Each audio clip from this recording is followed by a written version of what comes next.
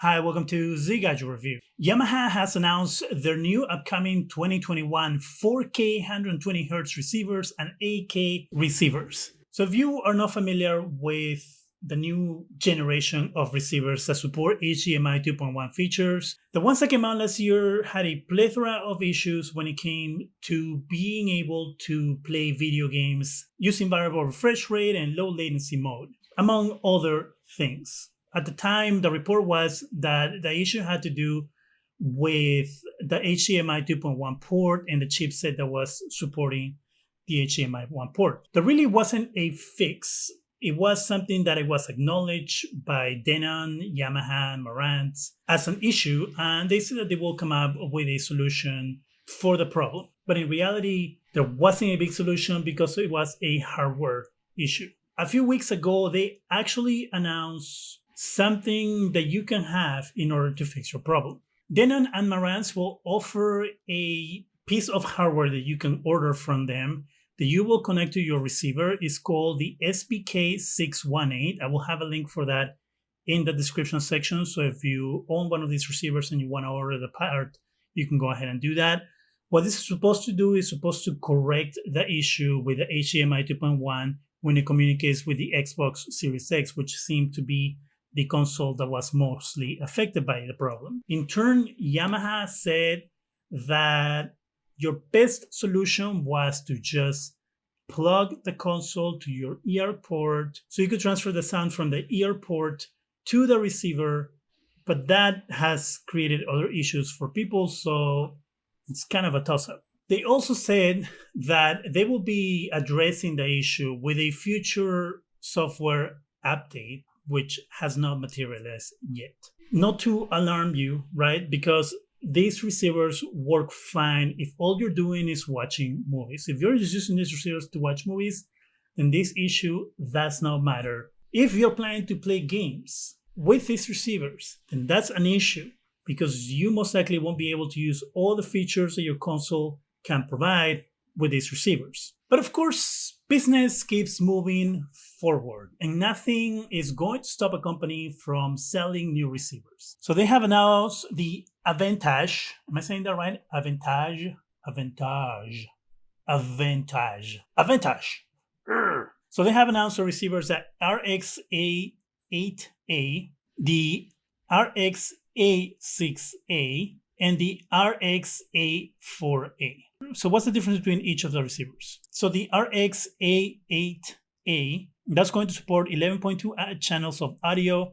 It's going to support, of course, 8K and 4K, Dolby Atmos, DTS:X, Dolby Vision, HDR. It's going to set you back $2,999.95, so a cool $3,000.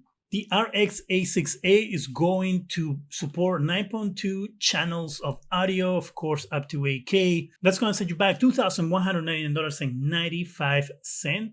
4K 120, 8K 60, HDR10 Plus, Dolby Vision, Dolby Atmos high visualization, all those things. And that cheapo receiver, if you can call it that, is going to be the RX-A4A, and that's going to support 7.2 channels of audio up to 8K again. That one's going to cost you $1,299.95, so a cool $1,300. That's a little more manageable, I think, when it comes to a receiver. Now, for the bad news, if you're planning on buying these receivers to play any video games, just wait. Why? Because Yamaha is saying that these receivers won't support any of the HDMI 2.1 features until later when an update comes out. When is that update coming out? Who the hell knows, because they haven't said it on their release. Now, the issue with the HDMI 2.1 port persists on these upcoming receivers, meaning that if you want to use an Xbox Series X to play video games on, you might as well just plug it to your TV because it's not going to be supported. So the same issue that we had with last year's receivers from Yamaha, you're going to have the same issues this year with receivers from Yamaha. So do not buy this thing if you're planning on playing video games with this. Now, if you're just going to watch movies, go right ahead. If you don't care about playing your video games using this, you just want to watch movies, even though you play video games, also I guess buy it. But if you're planning on buying this to use it with all your devices, which why wouldn't you? You're paying so much money for something like this. It should work with everything that you own from the get-go. Then don't spend your money. This device, this Yamaha receivers seem to be like, hey, buy this, invest on this, so you can use it in the future. Ooh, what do companies do that? Like, look, if you're not gonna sell me a full device, a device that has everything that you're putting on the box, then don't freaking put it out in the market. Because you know as a company what you're doing. You know that the average consumer that doesn't read this, that doesn't watch this video, is going to see the box and they're gonna be like, oh, it has everything I need on it. Oh, great, I'm just gonna buy it. And they're gonna go home and they're gonna plug it up and they're gonna be like, this isn't working. Why isn't this working? What's happening? They're gonna go look it up and they're gonna be like, oh, hey, Yamaha lied to me.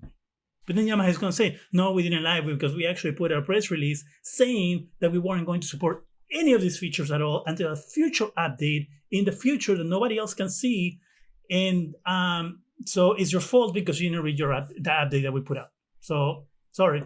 Be excited for these devices if you are a movie watcher, because they're supposed to be really good receivers.